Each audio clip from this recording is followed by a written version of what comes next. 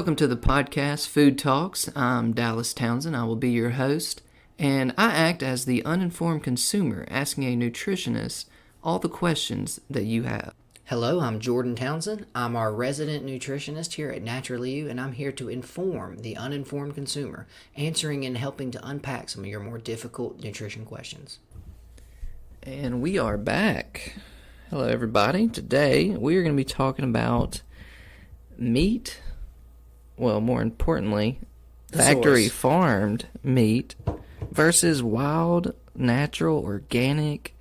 Any other buzzwords I can throw in there to just make wild meat sound better? Processed, maybe? Non-processed. Oh, make it sound better. I was thinking, clean. Clean meat. But yeah, we're going to talk about the comparisons, the contrast between the two. You know, which one is obviously better for you and which one's better for the environment, you know? So, Jordan, where should we start on this? I'd say let's start with the problem, which is the domestication of animals, and it pretty much spirals from there, right? Yeah.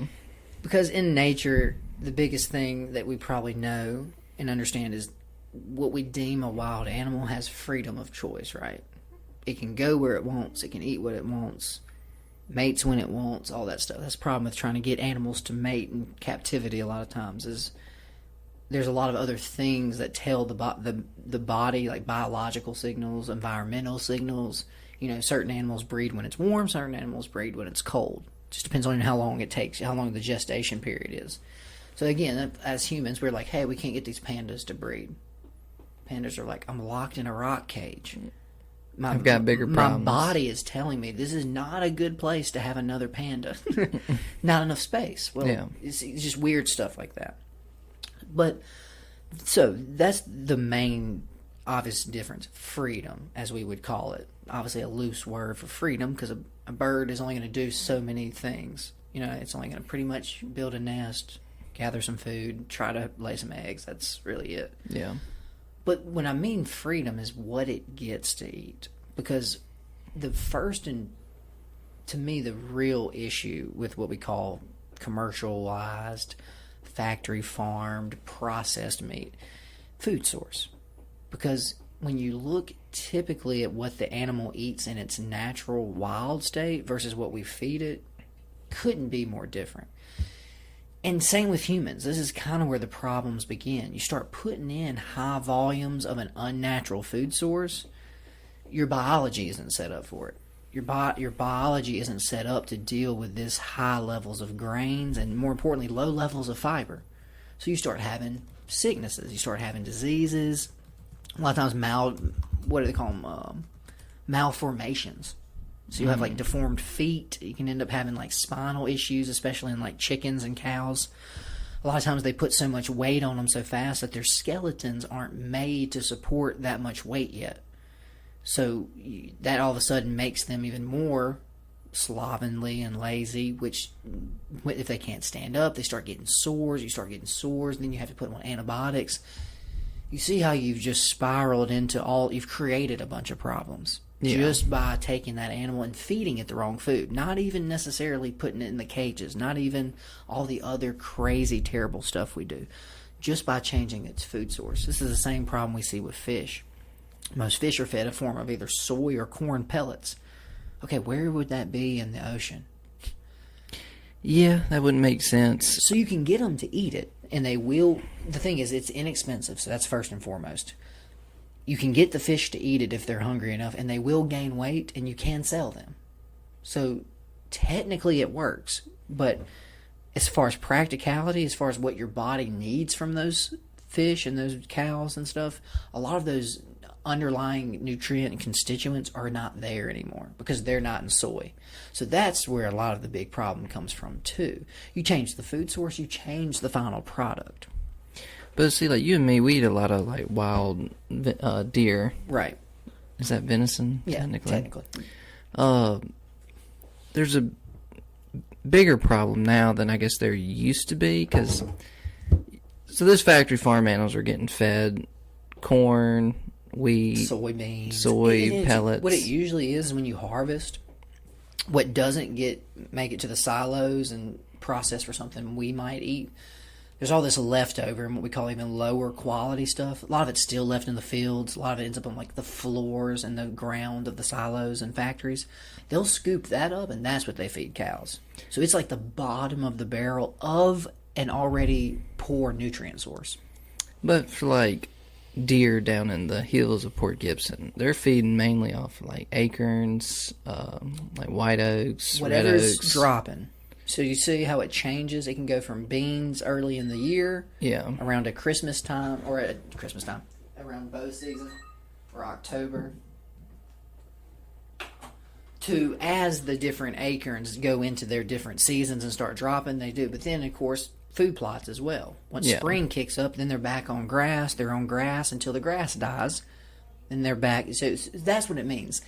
They do not eat soy and corn 24/7, 365 for every day of their life until they die. But how do we know that's better for them or better for nutritionally for the meat? Like, say we eat the deer that ate that type of diet compared to a deer that's up in Kansas just eating corn-fed leftovers. You know what I mean? So like, even the Kansas deer is not eating 100% corn, just so you know. I mean, on some level, it probably can, but mostly it is, and it goes to the feeders. But along the way, it'll graze on other things. Now, you mentioned Kansas, which is a good example. Not a lot of trees. So they are in a little bit more of a predicament there because they don't have the acorn supplies if the grasses dry up. Thus, why a lot of times you see a lot of, you're talking about whitetail specifically, they end up around a lot of our farms just because it's easy. You know, they'll hang out around a farm that's growing corn because after that combine comes through, there's just tons of corn left over on the ground. So would you think there's an argument to be made that like a deer down here living off of acorns and like food plots is healthier than one with a corn-rich diet, maybe? So I wanted to go back to that. You said, how do you know? How do we know that it's not as... I don't know how you worded it. So you said, how do we know it's not as good for the deer to eat? Well, they can get way bigger and fatter, obviously, off of just a corn-rich diet. But I'm just talking about quality of meat and the outcome, like as far as potential 2 reasons we know nutrients. this. One is, you asked, the real answer is wildlife biologists exist. So there's people going out there taking animal samples. They're killing deer, measuring their jaw bones, checking their teeth, looking at their health overall of the animal.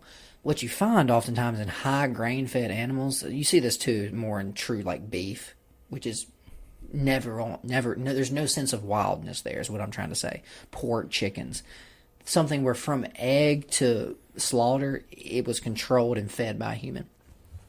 What they find, though, more than anything, is you see specifically in the different populations, first and foremost is sickness.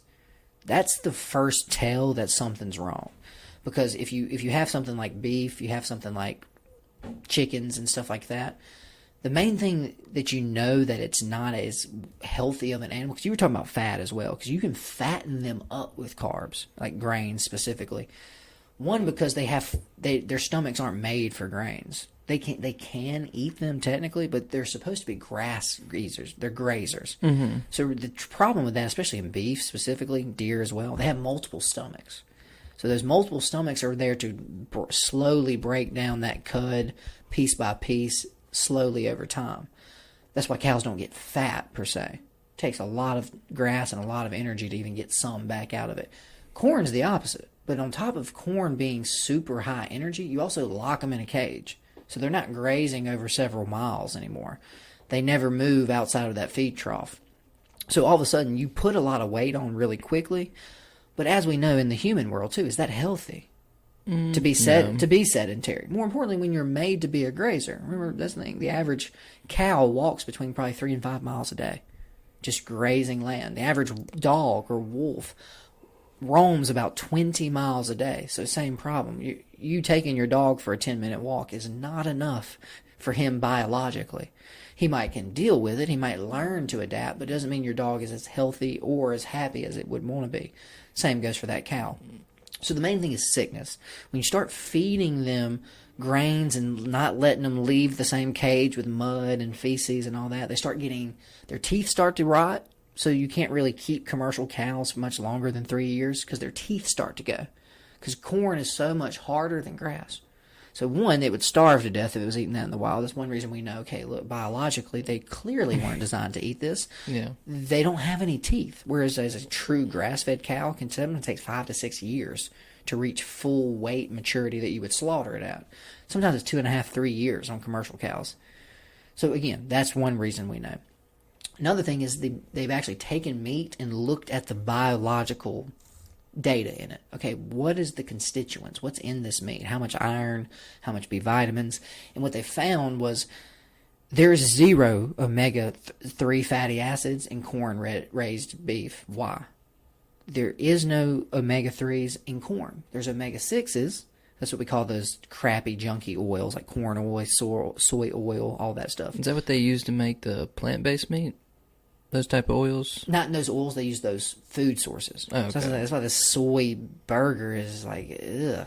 Like, that's not healthy. It's not as maybe, like I said, you're not killing an animal. But as far as, like, nutrition for you, you just got a soy patty. Like, that's not good. It's not terrible, but it's not healthy. Whereas if a cow was to go eat grass, the grass contains the omega-3 fatty acids. Same thing with fish, like salmon and tuna. They don't produce omega-3s in their fat. The algae they eat. Same reason farm-raised salmon has almost no essential fatty acids of the omega-3 in it. So that's the first thing, is we can look at what ends up in the final product, and that's another reason we know. Okay, well, hey, all these cows that are eating grass have a super broad, they got more minerals in them. They've got things like chromium, they've got coppers, they've got all these like trace minerals in their protein. The corn-fed doesn't. The corn-fed only has the ones that were in that field that the corn was grown in. So that's the other problem. This is why nature doesn't do this. There's very few animals that eat one single food. Some things like cows and stuff will.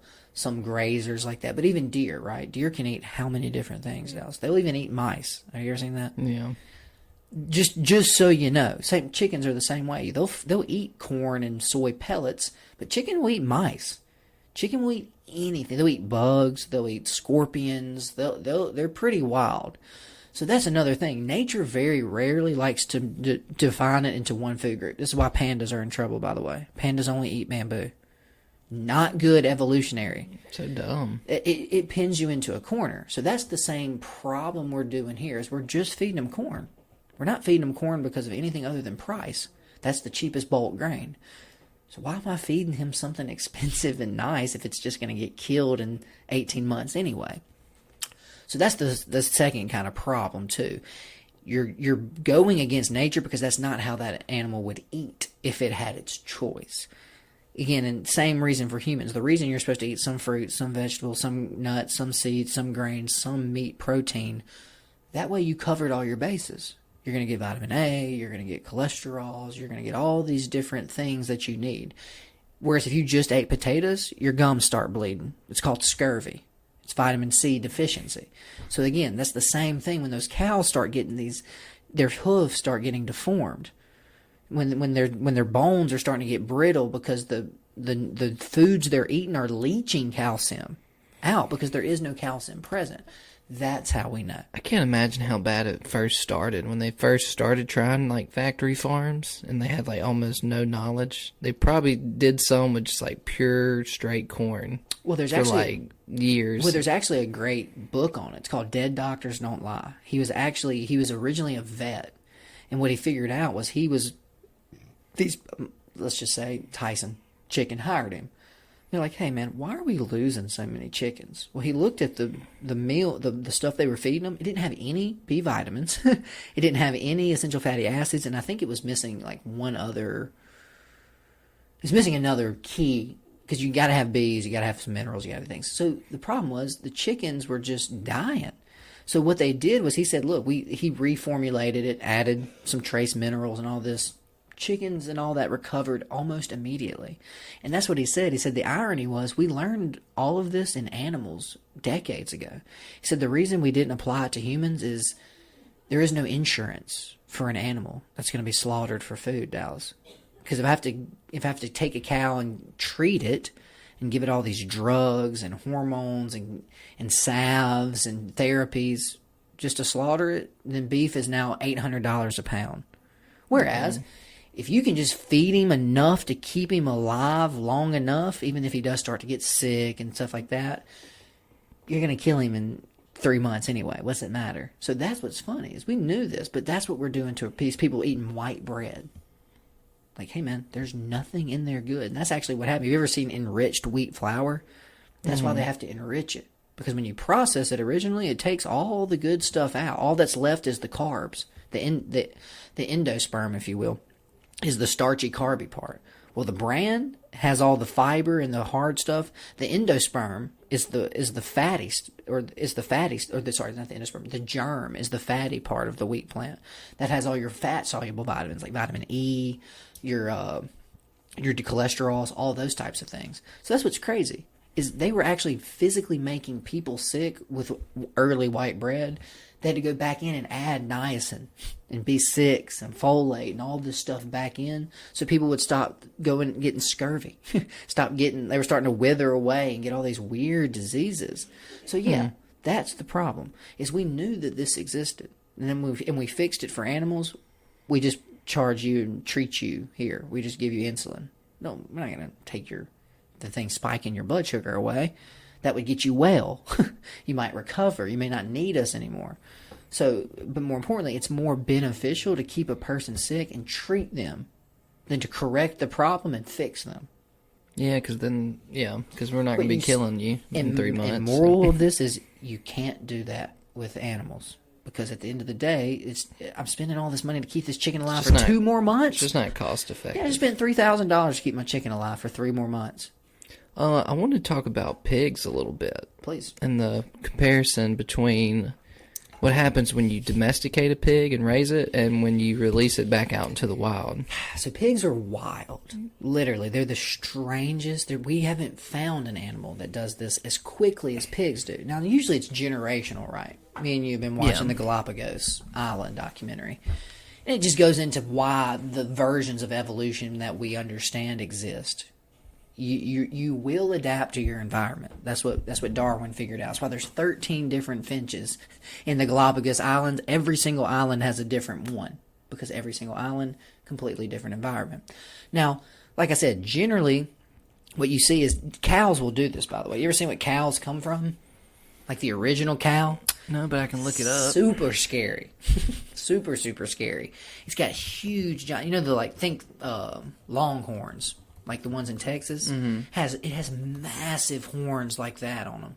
They're also they're not nearly as big and wide. They're much more lean and strong because they had to fight. They also, think about it. They're more descendants from like water buffalo in Africa. So they had to run from predators. They had to fight each other. I'm seeing something like that. Yeah, there you go. But you see how skinny he is? Whereas now they're real short and squatty and fat. It's because we've changed them over time. Whereas they used to be way thinner, way stronger. So, again, this takes time. I only say that because if you let them out, I think they're called scrub cattle. Type in scrub cattle. There's some in Texas, and they're terrifying. They'll attack you. They're really they're almost like aggressive. Looks more like something you would find in Africa. It's yeah, very short horns, but it has. That's what I say. It doesn't have the big long looping ones, but it has really sharp horns. It's saying Florida on most of these pictures. So, oh, is it Florida? I didn't know. It was somewhere that they had gotten loose, and they're called scrub cattle because they eventually fully revert back to their wild state.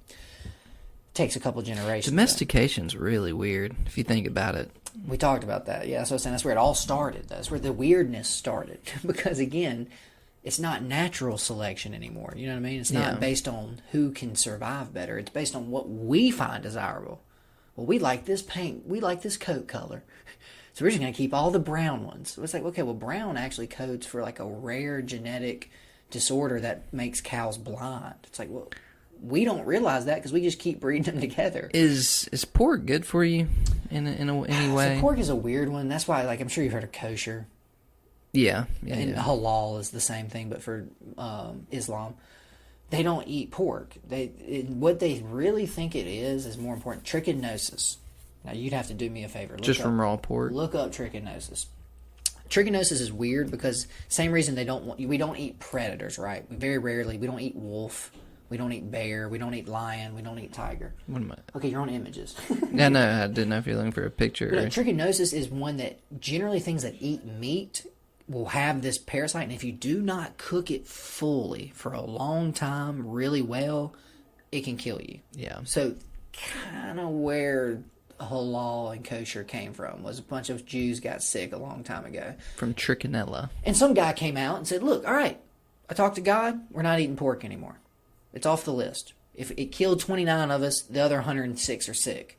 So pork's off the menu. We screwed up, we can't eat pork anymore. So just weren't cooking it long enough. 1,000 years ago, sure, that makes sense. But today it's like, oh, okay, yeah, you can, but, and again, pork is weird. It's really kind of more of a red meat than anything. It's not quite a red meat. Doesn't bear get trichinosis a lot? Anything that eats meat. So that's what I was going to say. Can. Wild boar would be more likely to cause trichinosis because they're scavengers and they'll eat anything. They mostly root and eat vegetables, but like a lot of these animals, they will eat some proteins and meat when they need to. That's why, I was just saying, that's why pig versus cow or deer, the ones that are fully vegetarian, not going to cause those types of diseases. I feel like we focus on like beef and chicken. We focus on their diets and say how bad it is, but pigs are known for eating slop. Anything. Slop. No, they're the great recyclers. There's nothing you can put in a pig trough they won't eat. Yeah, so that can't be great. So what do they normally feed pigs? The same type of... Oh, that'd be interesting. It's going to be some sort of combination, but I wouldn't be surprised if it's not more protein rich than the stuff you feed cows. Because that's, by the way, we talked about this when we talked about the what's the brain thing? The folder. I'm blanking. The brain thing? It's not a bacteria. It's not a virus. It's not a parasite. It's not a fungus. The prion? Prion. That's why they created mad cow disease by feeding cow to cows. Yeah. So you know what I'm saying? But yeah, pigs can eat pigs and nothing happens to them. Pigs are wild. So I'm saying I don't know what little evolutionary thing they spun off on, but pigs are very industrious. Pigs are also strange. They're one of the only animals that have more litters per year and more piglets than dogs. Because if you kill, I think if you kill one or some of a pig's piglets, it will immediately go back into heat. So yeah, real quick, just from this article on what do pigs eat, World Animal Protection. It says historically, like farmers fed pigs local plants, table scraps, crop residue, vegetable, grain, tubers, agriculture byproducts. So, just like you said, slop. Basically, whatever we had left, throw it in there. But nowadays, it says the average commercial pig diet is 62% corn and 13% soy. This is not healthy and a balanced diet. But yeah, they just chug along, so. But I don't know. I really do like pork. Pork's a good meat. And what you really like, too, is commercial pork. What's not as good is wild pig. I was just about to say, hog. It's super lean. And that's what I was going to say. That's what domestication did, Dallas. Is all of a sudden we could restrict how much the animals move and we could up their calorie intake. So they all started getting fat. They started getting this marbling. They started getting all this. Again, I was just going to say, within a few months of a pig escaping a farm, it will already start, it'll lose its pink color, it'll start growing hair again, and it'll start growing tusks. Which, while domesticated, that's the thing, they are the exact same animal. It's crazy. It's just when it's in this nice little soft... Isn't that weird? It's the only animal that directly reflects its environment. If the environment is cushy and cozy and soft, they're pink and soft and fat and happy. As soon as stuff gets tough, they grow hair, they get ready to fight. They turn pink. Pink. That's crazy. Because when Insanity. they're wild, they're like black or brown. Well, they have that same soft pink flesh, but they have all that thick hair over it. Yeah, that so you they don't can't even need see. the hair. Yeah, well, the thing is, they don't need to stay warm, Dallas. There's like 1,000 pigs in here. The other thing is bacon does not exist in the wild. Bacon is pork belly fat. The only way you can get a belly on a pig is to put it in a pen and feed it and feed it and feed it. So it's just crazy. There's a lot of stuff that we eat that doesn't exist without domestication. Right. About the only good thing on a wild hog is just make it into sausage. Right. And again, it's just and that's what I was going to go back to. What we describe as gamey is that complex diet too. So the acorns mixing in with the grasses, mixing in with the roots, mixing in with the mice, mixing in with the other pigs you ate. That's what we call gaminess, is that complex flavor profile, because those foods they're eating end up in the meat. It's also why commercial beef, chicken, and all that's why they like it that way. Every steak tastes the same. Now, there's different grades, there's different cuts, but pretty much all commercial beef is going to taste about the same because it was all fed about the same amount of stuff. Now, you do have Wagyu, right, which we've talked about and learned about, which is very special diets and different stuff. That's what affects the meat. So that's my whole problem with what we do as far as our domestication is domesticating animals isn't bad. It's you should still treat them with respect and close to their natural diet as possible. But that doesn't make you as much money as possible. And there's the rub. Yeah. Are there any other animals we should highlight that are factory farmed?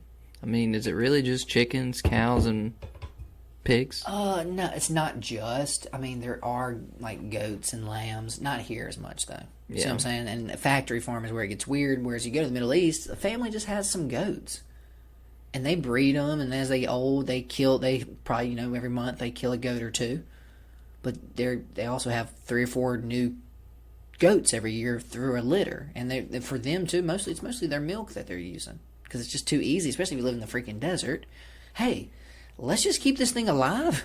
It's there for breakfast every morning. So yeah, it's really chickens, pigs. The big one now is fish. Fish is what we're seeing really grow because within about 100 years we may not have any wild fish left. I think I heard it on Joe Rogan, but they're trying this new method where they put out these like really like large nets and make like a really wide area.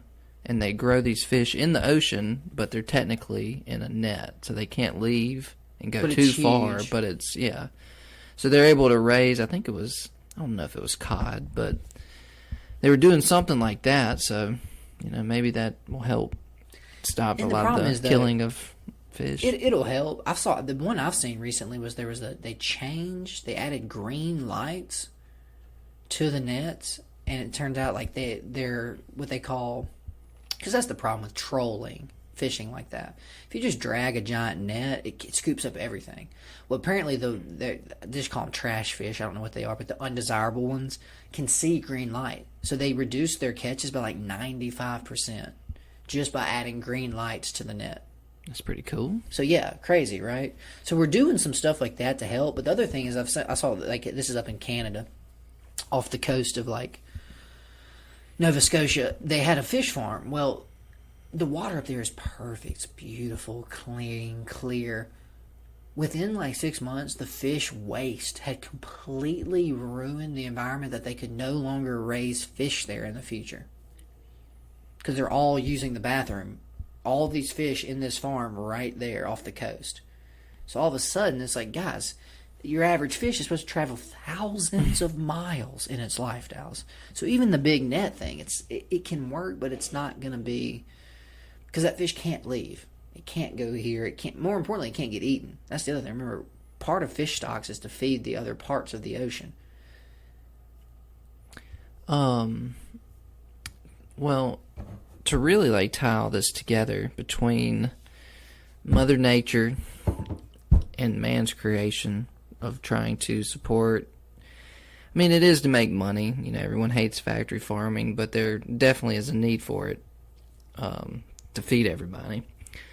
But to tie these in together, what if lab-grown meat is the future? I think that's it. Will we be able to get the wild nutritional profile from meat that we're not getting from the junk food fed? Or would it be even worse than factory farmed meat? Nutritionally, like how would we even... Just on water and land recovery, I think is the reason lab-grown meat will win out. Because you can stop cutting the Amazon rainforest down if it doesn't make any sense to raise a bunch of cattle in Brazil. And you should be able to monitor the quality of the meat if you're the one growing it. You know what I mean? Yeah, well, my thing is that's what's even crazy. They take tissue from a cow and then just replicate the muscle cells. So you can grow backstrap, you can grow So that's the thing where it gets tougher too, is like a lot of the different cuts have different toughness based on how much those muscles get used. So that's one thing I guess they haven't figured out yet. But to me, that's the future. It just makes too much sense. And people can get freaked out and weirded out by it. I was about to say, is it not going too far? What's too far? Wait, we're in space, Dallas. We have no business there. Yeah, but we're growing meat. What does that even mean? That's what I'm saying. But it's kind of like, why do we have cows treated like Auschwitz victims in a freaking concentration camp? You know what I'm saying? What's worse? Just a piece of flesh that never was sentient and knew it was just going to be in the hellhole until it got shot in the head? Or do you want the victim? Or do you want to go way back and make beef be $96 a pound and grass feed everything? It's more just like you have to come up with something. To me, it's the more ethical one. The problem with lab-grown meat is there's still tons of hurdles to get over. Oh, I don't think we're close. Maybe by the end of the decade, there might be something affordable, but... I feel like 2040, 2050. When you get into affordable... You lose quality. Well, you lose customers. Like, if it's fast food, it's got to be really affordable, and we're probably miles off from that. What, you mean hamburgers shouldn't cost $1? Not if you want it to make you feel good. Just by the way, those are subsidized. Those don't actually... They cost more than that to produce for McDonald's. But, I don't know. It looks like the future of meat. I mean, right now, I know there's one company in Israel trying to make steaks and like lab-grown steaks and make it affordable, but I don't even know. I would like to taste one, wouldn't you? My thing is, eventually, if you can build it like that, you can just build a chicken breast. But you don't have to waste time with a heart, a liver, a lungs, a brain, eyes, a beak, feathers. So if you ever get it down, it's way more efficient because you can produce the cuts of meat you want without having to torture animals as a result. I found this one article. I was just skimming through it, and they were saying that the culture has no immune system. So if there's virus particles in there that can affect the cell, they will. So there's so many like small details that you gotta like. To grow this meat, you've got to do a lot of things like strict. It's going to be probably a crazy sanitary environment, yeah, right? So if they ever come up with a strategy, a Henry Ford-esque production line for lab-grown meat, it's going to have to be a large facility with some strict rules and regulations. But I mean yeah, anything's possible. It'd be like any drug manufacturer. You know what I mean? The FDA comes in and inspects, make sure everything's kosher, even if it's not. Pay a little fine, you move on. The scary thing is, if you can grow a cow meat, you could technically grow human meat, right? Like if you just did that in the kind of the same process. Not that you would want to or would, but couldn't you, technically? More than likely. More than likely. Kind of weird. I guess it's kind of good, though, because, like, what if you needed a body part-esque? You know what I mean? Like, and that's we could grow you a little extra muscle to fill in that hole in your neck. Well, see, that's what we're trying. It's kind of what stem cells are. Yeah. At their base, because at some point your stem cell built your hand. You know what I mean? At some point, stem cell built your femur, and it built your wrist, and it built your heart. So, and that's why we're really the animals we're looking into most. That's why we're looking at things like lizards. Like, okay, what is this cell doing that you can cut it off, and as a full-grown adult, it'll just build a new one? Whereas we talked about this with humans. It's too complicated. It's too much of an energy suck, especially 10,000 years ago when we're Neanderthals, to build you how complicated a new hand and arm is. It's just not. Your body's like, look, man, you're just going to have to either deal without it or try to pass your genes on before. I guess we can kind of wrap it up with this, but I had one more question. Why don't we really eat any reptiles? Reptiles? Yeah, like there's no factory farmed reptile. Yeah, my honest guess would be like, how hard is it to domesticate a lizard? I mean, I know we eat frogs. Well, some people, not a ton of people, but... What are you talking about? They like frog legs? No one eats frogs. Frog legs. I'm just saying, like, in the Amazon, you might find, like, a couple tribes who eat them sparingly, but it's never been, like, a mainstay. So the problem with reptiles is domestication. They're too lizard brain. They're too cold-blooded, whereas, like, it all started with wolves, right? So we realized, hey, the hairy ones with faces that show emotion are the ones we should probably try to get closer to, not the ice cold lizard that doesn't blink. Well, they probably don't. I mean, I don't know. If you killed a lizard, say there was a big lizard, there's probably some meat on there, but it's probably not any good. No, and we learned this from the Galapagos. Remember, most of the turtles can go about 5 months without food or water. So the pirates would just steal one of the giant tortoises from the Galapagos Islands, just carry it with them until they got hungry, then they'd slaughter it for food. I wonder what it tastes like. We talked about this. I couldn't imagine how much turtle soup was being eaten. They took something like 100,000 giant tortoises off of the Galapagos Islands. That is uncanny. That is insane. They're trying to make the world's largest turtle soup. And they did this soup. in like 10 years, so that means they were taking like turtle or two a day for a decade. There's a lot of pirates going around through there. All right.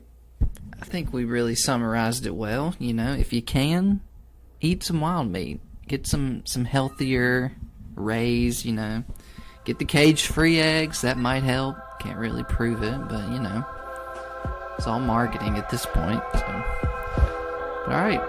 Appreciate y'all listening, and we'll catch you next time. Take it easy.